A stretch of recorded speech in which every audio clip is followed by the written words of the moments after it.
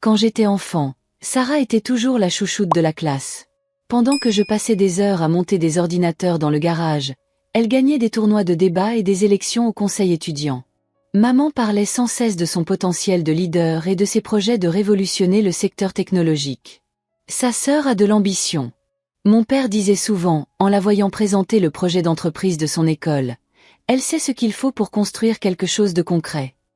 De mon côté, enfant, j'ai été éloignée des ordinateurs et j'ai grandi en passant mes journées à jouer aux jeux vidéo. Quand j'ai commencé à développer des applications Internet à 16 ans, gagnant plus que la plupart des adultes, ma famille a parlé d'argent de bourse et m'a conseillé de me concentrer sur des choses concrètes, comme le cursus de Sarah en droit. Cette situation s'est encore accentuée au lycée. Sarah a intégré Harvard Business School tandis que j'ai choisi l'école d'informatique de l'État. Chaque réunion de famille était l'occasion de mettre en avant les succès de Sarah en matière de réseautage. Sa présentation chez Goldman Sachs, son admission dans des programmes d'entrepreneuriat prestigieux. Sarah tisse des liens importants, expliquait sa mère à ses parents. Elle se constitue un réseau de futurs PDG et d'investisseurs de renom. Voilà comment ça se passe dans la vraie vie. Dès que j'évoquais mes projets logiciels ou les applications que je développais, la conversation dévia rapidement sur la dernière distinction universitaire de Sarah ou un concours d'entrepreneuriat. J'ai appris à me taire pendant ces discussions, à me concentrer sur mon code plutôt que de parler de ma famille. Après ses études, Sarah a lancé sa start-up technologique en grande pompe. Sa famille y a investi ses salaires, persuadée de soutenir la prochaine success story de la Silicon Valley. Les journaux locaux ont couvert l'événement de lancement. LinkedIn a été inondé de félicitations de la part de notre réseau. L'entreprise de Sarah va tout changer, avait déclaré son père lors du marché de Noël de cette année-là. Elle a le sens des affaires et la vision nécessaire pour y parvenir. J'avais discrètement lancé ma propre entreprise de conseil en logiciel, travaillant avec des entreprises du Fortune 500 pour optimiser leurs infrastructures numériques. Ce travail, hautement technique et extrêmement lucratif, restait totalement invisible pour les personnes extérieures au secteur. Pendant que Sarah gérait les conférences de presse, je résolvais des problèmes complexes pour des clients prêts à payer le prix fort pour une discrétion absolue. Mon compte en banque a lentement grossi, mais je conduisais toujours la même Honda d'occasion et vivais dans un appartement modeste. Ma famille pensait que je travaillais simplement comme informaticien indépendant. Quand on me demandait ce que je faisais dans la vie, je mentionnais quelques projets de programmation et changeais rapidement de sujet. L'entreprise de Sarah, cependant, dilapidait son capital à un rythme alarmant. L'enthousiasme initial s'était estompé face à la dure réalité de la concurrence, aux difficultés de développement des produits et à la nécessité de proposer des prix compétitifs. Mais la famille restait optimiste, convaincue que la formation de Sarah à Harvard finirait par porter ses fruits. Ça ne fait qu'accroître les souffrances, conclut la mère, l'air inquiet. Toutes les entreprises passent par là. 2 ans après le lancement de son entreprise, Sarah était au bord de la faillite. Le premier tour de table était presque épuisé, et les investisseurs potentiels posaient des questions pointues sur les prévisions de revenus et la viabilité du marché. Sarah avait besoin d'un apport de capital plus important pour survivre. C'est là que je suis intervenue. Par le biais d'un réseau de sociétés écrans et de fonds d'investissement automobile, je suis devenu le principal investisseur anonyme de Sarah. L'injection de 150 millions de dollars provenait d'une prestigieuse société de capital risque spécialisée dans les startups technologiques. Pour Sarah et sa famille, c'était une véritable consécration de la part des acteurs les plus respectés du secteur. Je savais que Sarah attirerait des investisseurs sérieux. Son père a exulté à l'annonce du financement. C'est exactement ce à quoi nous nous attendions de quelqu'un avec son parcours. Les conditions de l'investissement étaient conçues pour me donner un contrôle important sur les décisions de l'entreprise tout en préservant mon anonymat complet. Sarah pensait avoir convaincu des investisseurs institutionnels et averti de soutenir sa vision. En réalité, elle était financée par son jeune frère, un homme sans succès qui, soi-disant, ne connaissait rien au monde des affaires. L'ironie était parfaite. Chaque réunion du conseil d'administration, chaque décision stratégique, chaque orientation des grandes entreprises était en fin de compte sous mon contrôle. Sarah présentait ses projets à des investisseurs qu'elle croyait chargés d'évaluer son portefeuille d'entreprise, ignorant que le véritable décideur était quelqu'un qu'elle avait pris pour un entrepreneur en herbe. La campagne de financement réussie de Sarah lui a conféré un statut quasi-célébrité au sein de sa famille. Chaque réunion de famille devenait l'occasion de partager les dernières nouvelles concernant son entreprise novatrice et les investisseurs avisés qui croyaient en sa vision. Parmi ces investisseurs figuraient certaines des personnalités les plus influentes de la Silicon Valley, expliquait-elle à ses proches impressionnés. Ils ne se contentent pas de fournir des capitaux. Ils offrent un accompagnement stratégique fondé sur des décennies d'expérience dans la création d'entreprises prospères. La famille a pris ses distances avec chacune de ces paroles. Sarah est devenue la preuve que le travail acharné, une bonne éducation et les fondamentaux du commerce mènent inévitablement au succès. Elle incarnait tout ce en quoi elle croyait, la réussite et la reconnaissance. Pendant ce temps, mon véritable succès restait totalement invisible. Le cabinet de conseil était devenu une entreprise pesant plusieurs millions de dollars, avec des clients sur 3 continents. J'avais développé un logiciel propriétaire dont les entreprises du Fortune 100 louaient les licences à des prix annuels considérables. Ma fortune personnelle avait atteint un niveau tel que ma famille aurait dû en faire des frais. Mais je conserve le même mode de vie modeste et humble. Quand Sarah parlait de la croissance de l'entreprise et des relations entre les investisseurs, je pleurais poliment et posais des questions pertinentes.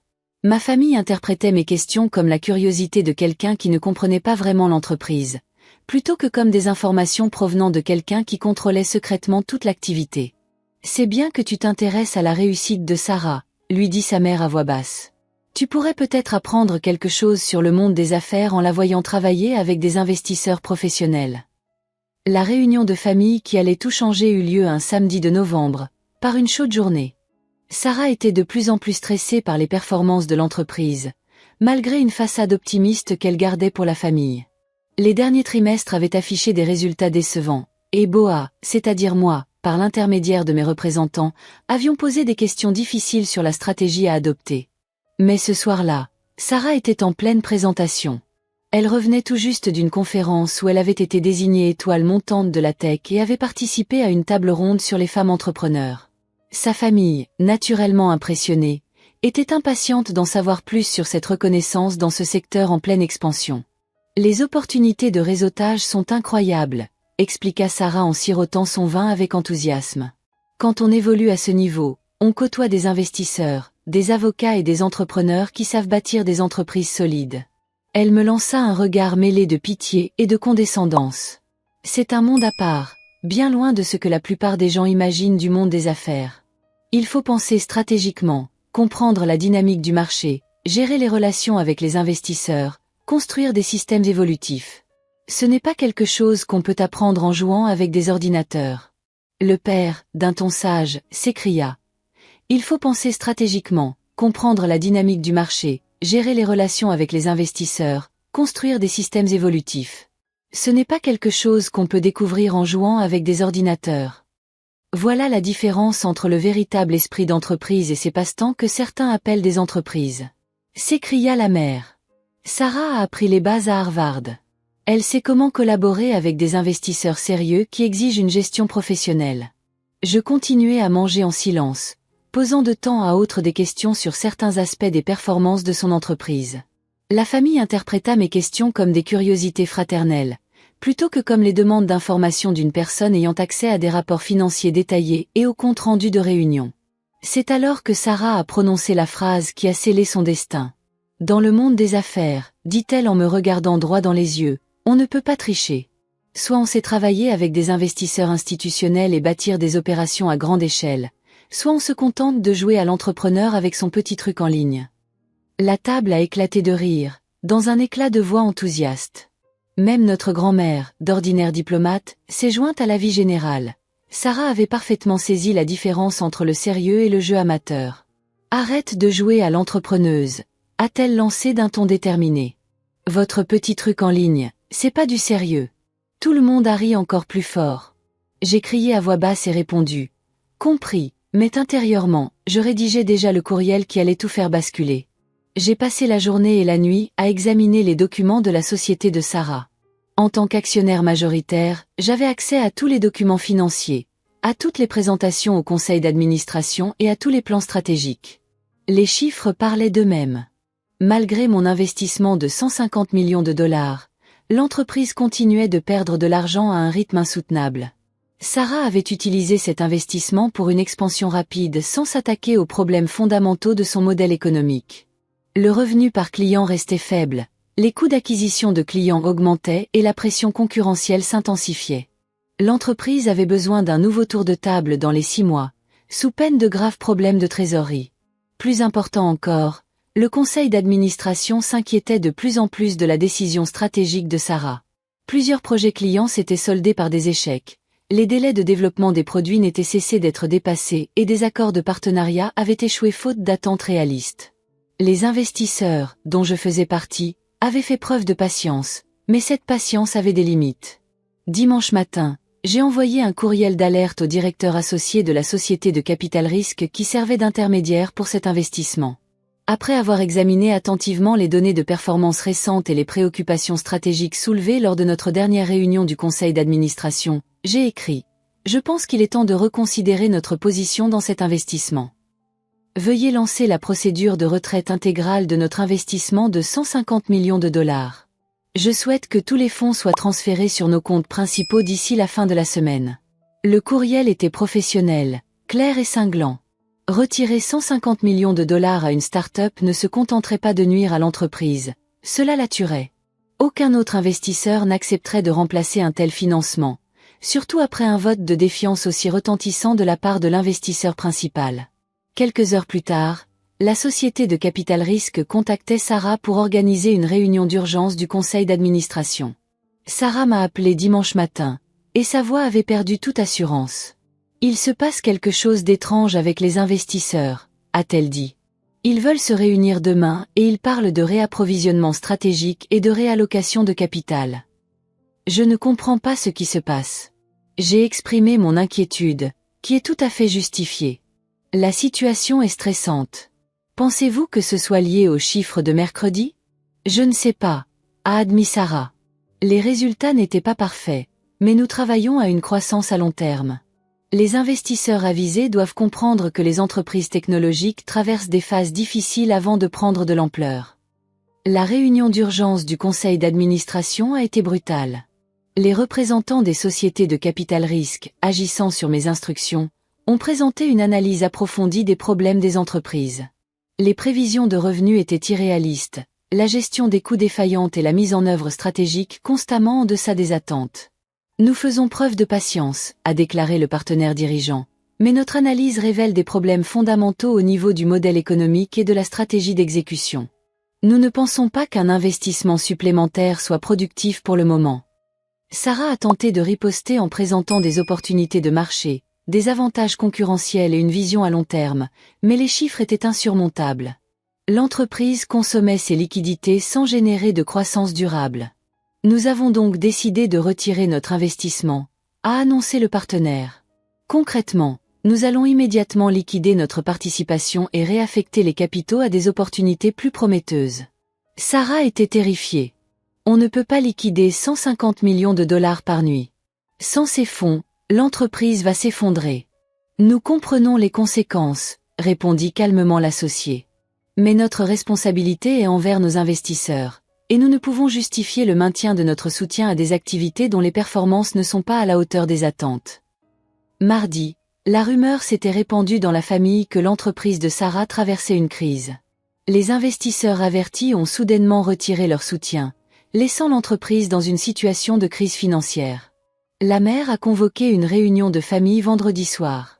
Nous devons trouver une solution pour aider Sarah à traverser cette période difficile, a-t-elle annoncé. Parfois, même les meilleurs entrepreneurs essuient des revers lorsque les investisseurs ne comprennent pas leur vision. L'atmosphère de la réunion ressemblait à un conseil de guerre.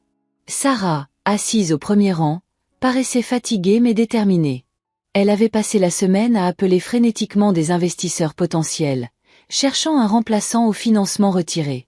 Ce n'est qu'un revers temporaire, insistait-elle. Les investisseurs ont été effrayés par des problèmes de performance à court terme, mais le modèle économique fondamental est sombre.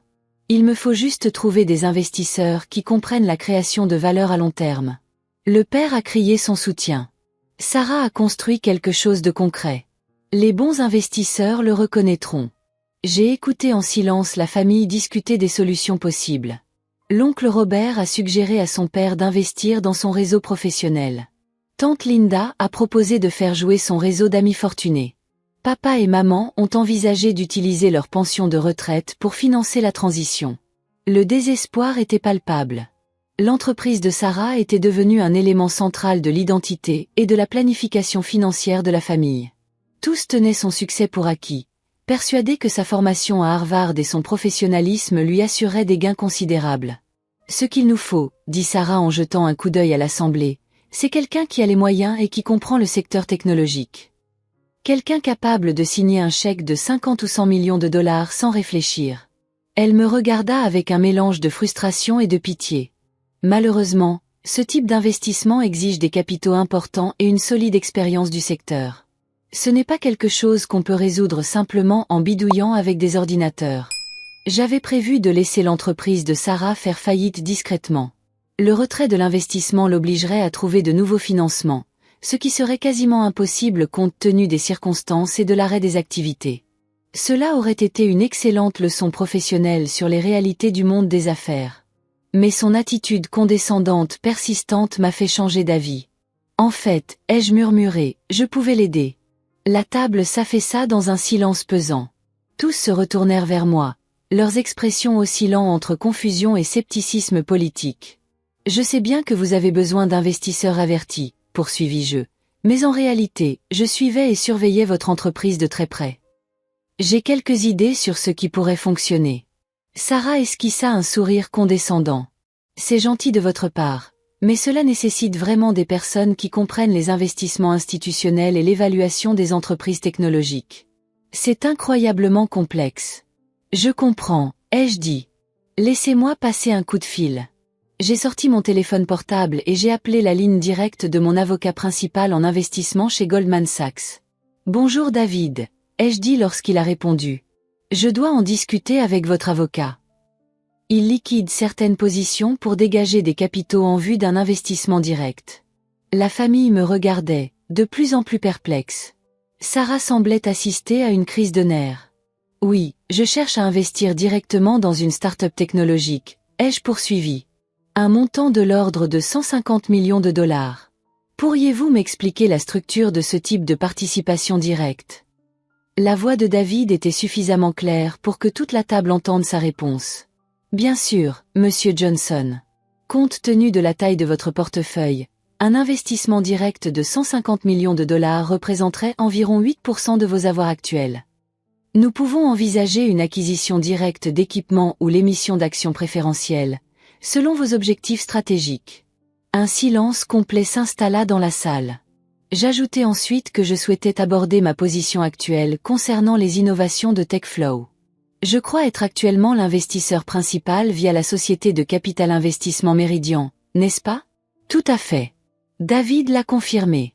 Votre investissement de 150 millions de dollars via Meridian vous confère une participation majoritaire dans TechFlow. Tu étais le principal décideur sur toutes les questions stratégiques. J'ai regardé Sarah droit dans les yeux. Son visage était devenu livide. David, ai-je dit, je voudrais fixer une réunion du conseil d'administration pour dimanche. Je crois qu'il est temps pour moi de m'impliquer davantage dans la gestion de l'entreprise. Le silence qui suivit dura près d'1 minute. Sarah me regardait comme si je venais d'annoncer que j'étais, en réalité, un extraterrestre. Maman et papa semblaient avoir du mal à comprendre des informations qui ne rentraient dans aucune catégorie qu'ils connaissaient. Finalement, Sarah a trouvé sa voie. Ce n'est pas possible. Je vous ai envoyé mon numéro de téléphone, qui était encore associé à David de Goldman Sachs. Souhaiteriez-vous lui poser des questions sur la structure de l'investissement? Sarah prit le téléphone en applaudissant. Ici Sarah Mitchell de TechFlow Innovation. Pouvez-vous confirmer vos propos concernant les positions d'investissement? La réponse de David fut patiente et professionnelle. Monsieur Johnson est le principal investisseur de TechFlow depuis la création de son fonds. Son investissement de 150 millions de dollars a été structuré par le biais de notre véhicule d'investissement Meridian afin de préserver son anonymat. Mais il a toujours conservé une participation contrôlée dans son entreprise. Il recevait des rapports détaillés chaque année et avait le pouvoir d'approbation finale sur toutes les décisions stratégiques. Sarah a décroché le téléphone et m'a regardé avec un mélange de choc, de confusion et d'horreur. Vous êtes l'investisseur, ai-je dit. Je suis l'investisseur. J'ai confirmé. Vous contrôlez mon entreprise depuis 2 ans. Je fournis le capital et le contrôle stratégique. Oui. La famille tentait encore de comprendre ce qu'elle venait d'entendre. Le père prit la parole en premier. Alors, quand vous m'avez posé des questions sur l'entreprise de Sarah, je vérifiais simplement si votre compréhension correspondait aux informations que je recevais de la direction. Je vous ai expliqué. Maman se cognait lentement la tête contre le mur. Sa petite entreprise en ligne est une société de conseil en logiciel qui génère environ 40 millions de dollars de revenus par an. J'ai précisé que l'investissement initial avait été financé par mes propres deniers. Le visage de Sarah était un véritable tourbillon d'émotions. Choc, confusion, fureur et une sorte de tristesse. Elle réalisait soudain que tout ce qu'elle avait dit à propos des « véritables investisseurs » et des capitaux sophistiqués s'adressait précisément à la personne qui était en réalité son véritable investisseur et fournisseur de capitaux. « Pourquoi ?» finit-elle par demander. J'ai examiné attentivement la question. D'abord, parce que je croyais en votre vision et que je souhaitais vous aider. L'anonymat visait à éviter les dynamiques habituelles dans les décisions commerciales complexes.